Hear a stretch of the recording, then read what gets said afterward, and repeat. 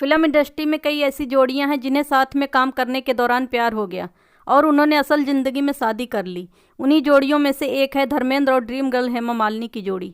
एक दौर था जब बड़े पर्दे पर धर्मेंद्र और हेमा मालिनी की जोड़ी को लोगों ने काफ़ी पसंद किया था। दोनों जब भी एक साथ किसी फिल्म में नजर आए तो फैंस ने उन पर खूब प्यार लुटाया।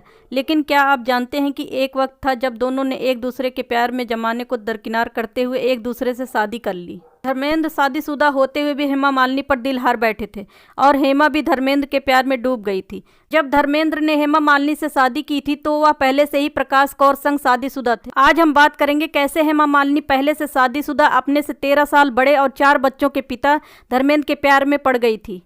दोनों को शादी करने के लिए खूब पापड़ बेलने पड़े थे। 1963 में हेमा मालिनी ने एक तमिल मूवी से अपने फिल्मी कैरियर की शुरुआत की थी। हेमा मालिनी ने बतौर चाइल्ड आर्टिस्ट फिल्मी दुनिया में कदम रखा था। धर्मेंद्र के साथ उनकी पहली फिल्म का नाम तुम हंसी मैं जवां है। बहुत ही कम लोग जानते हैं कि दोनों की मुलाकात के अब्बास की फिल्म के प्रीमियम के दौरान हुई थी। हेमा मालिनी ने अपनी biography Hema Malini beyond the dream girl में इस बारे में बताया है। उन्होंने इस मुलाकात का जिक्र करते हुए लिखा कि उन दिनों उनकी एक फिल्म रिलीज होने वाली थी जिसके चलते प्रीमियम के इंटरवल के दौरान उन्हें स्टेज पर बुलाया गया। इस दौरान ही धर्मेंद्र ने उन्हें पहली बार देखा और उन पर अपना दिल हार बैठे। उस वक्त धर्मेंद्र ने हेमा मालिनी को देखकर पंजाबी में कहा था कुड़ी बड़ी चंगी है।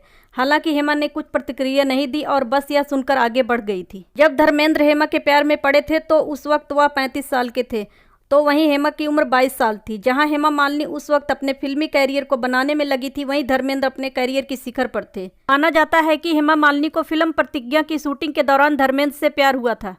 धर्मेंद्र एक ही नज़र में हेमा मालिनी को दिल दे बैठे थे। दोनों एक दूसरे के प्यार में पड़ गए। उन्हें यह मालूम नहीं था कि इस रिश्ते का कोई भविष्य है भी या नहीं, क्योंकि धर्मेंद्र मुंबई आने से पहले ही 19 साल की उम्र में प्रकाश कौर से शादी के बंधन में बंध चुके थे। शादीशुदा मर्द के प्यार में पड़ने की वजह से हेमा मालिनी के पिता ने खूब नाराजगी जाहिर की थी। उन्होंने हेमा मालिनी का रिश्ता कहीं और तय कर दिया था। बहुत ही कम लोग जानते हैं कि हेमा मालिनी के पिता ने जिससे उनका रिश्ता तय किया था वो कोई और नहीं, उस दौर के फेमस बॉलीवुड अभिनेता जितेंद्र थे। परिवार वालों ने जितेंद्र से शादी करने के लिए हेमा मालिनी पर दबाव बनाया और न चाहते हुए भी हेमा मालिनी को शादी के लिए हाँ करनी पड़ी। कहा जाता है कि जब हेमा मालिनी की शादी की बात धर्मेंद्र को पता चली तो वो शादी तोड़वाने के लिए मुंबई से चेन्नई हेमा के घर तक पहुंच गए और वहां खूब हंगामा किया। उन्होंने फिर हेमा मालिनी से बात की और जितेंद्र से शादी न करने के लिए उन्हें मना लिया। भले ही धर्मेंद्र और हेमा मालिनी की जोड़ी बड़े पर्दे पर आसानी से सफल हो गई हो, लेकिन असल जिंदगी में एक होने के लिए दोनों को काफी मुश्किलों का सामना करना पड़ा। कहा जाता है कि उस वक्त उनकी शादी में कई दिक्कतें थी। एक तो हेमा मालिनी के पिता और दूसरा कि धर्मेंद्र का शादीशुदा होना और तीसरा बॉलीवुड में हेमा मालिनी के दीवानों की लंबी कतार थी। जितेंद्र और संजीव कुमार से लेकर राजकुमार भी हेमा मालिनी की खूबसूरती पर फिदा थे। कई एक्टर्स हेमा मालिनी को शादी के लिए प्रपोज भी कर चुके थे। एक्टर जितेंद्र हेमा मालिनी को काफी पसंद करते थे। केवल इतना ही नहीं, हेमा का परिवार भी जितेंद्र को बहुत पसंद करता था। हेमा की मां जया चक्रवर्ती चाहती थी कि हेमा और जितेंद्र की शादी हो जाए। जितेंद्र हेमा मालिनी के करीब जाने का एक भी मौका नहीं छोड़ते थे। यही कारण था कि वह अपनी फिल्मों में कई फिल्म मेकर्स को लीड एक्ट्रेस के तौर पर हेमा का नाम सुझा देते थे। जितेंद्र का यह प्यार देखकर हेमा भी उनके करीब जाने लगी थी। लेकिन धर्मेंद्र को हेमा और जितेंद्र का करीब आना काफी अखर रहा था। हेमा मालिनी और जितेंद्र की बढ़ती नजदीकियों को देखकर एक दिन धर्मेंद्र का गुस्सा 7वें आसमान पर पहुंच गया। वह गुस्से में हेमा और जितेंद्र की फिल्म के सेट पर पहुंच गए, जहां उन्होंने एक्टर को खूब ढूंढा लेकिन जितेंद्र कहीं नहीं मिले। आखिर में धर्मेंद्र जितेंद्र को पीटने के मकसद से हेमा मालिनी के मेकअप रूम में घुस गए, लेकिन वहां भी उन्हें जितेंद्र की कोई खोज खबर नहीं मिली। इस घटना के बाद सामने आया था कि उस दिन जितेंद्र शूटिंग के लिए पहुंचने में लेट हो गए थे। दोस्तों, आपके द्वारा वीडियो को लाइक और चैनल को सब्सक्राइब करने से मुझे काफ़ी हौसला मिलता है। यदि आप मेरा हौसला ऐसे ही बढ़ाना चाहते हैं तो कृपया मेरे वीडियो को लाइक और चैनल को सब्सक्राइब करें। अभिनेता संजीव कुमार भी हेमा को बेहद पसंद करते थे। हेमा को अपने दिल की बात बताने के लिए उन्होंने अभिनेता जितेंद्र का सहारा लिया। जितेंद्र ने संजीव का ये पैगाम हेमा तक पहुँचाया भी, लेकिन अभिनेत्री ने संजीव के इस ऑफर को ठुकरा दिया क्योंकि उनके मन में संजीव के लिए कोई फीलिंग नहीं थी। धर्मेंद्र के लिए हेमा को पाना इतना आसान नहीं था। हेमा को शादी के लिए मनाना और सदा हेमा के करीब रहें, इसके लिए धर्मेंद्र ने कई जुगाड़ किए थे। फिल्म में हेमा के साथ रोमांटिक सीन करते वक्त एक एक सीन में जानबूझकर कई रीटेक करते। जब इस बात का पता डायरेक्टर को चला तो ये आइडिया फ्लॉप हो गया।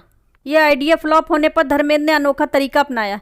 धर्मेंद्र ने एक ऐसा तरीका ईजाद किया जो थोड़ा खर्चीला था। हेमा मालिनी से रोमांस करने के लिए धर्मेंद्र फिल्म के कैमरामैन को रीटेक के लिए रिश्वत देते थे। जैसा पहले ही बताया कि धर्मेंद्र की शादी फिल्म इंडस्ट्री में उनके आने से पहले हो गई थी, लेकिन उन्हें प्यार पहली बार हेमा मालिनी के साथ हुआ था। फिल्म शोले तक आते आते उनका प्यार परवान चढ़ चुका था। 1978 में हेमा मालिनी के पिता की मृत्यु हो गई थी, जिसके बाद हेमा मालिनी अकेली पड़ गई। धर्मेंद्र से हेमा का अकेलापन देखा नहीं गया। आखिरकार 1980 में हेमा और धर्मेंद्र ने शादी कर ली, लेकिन इससे पहले धर्मेंद्र और हेमा को धर्म परिवर्तन करना पड़ा, क्योंकि धर्मेंद्र पहले से शादीशुदा होने के वजह से कानूनी तौर पर शादी नहीं कर सकते थे। धर्म परिवर्तन कर धर्मेंद्र ने अपना नाम बदलकर दिलावर खान रखा और हेमा मालिनी ने अपना नाम आयशा बी रखा था।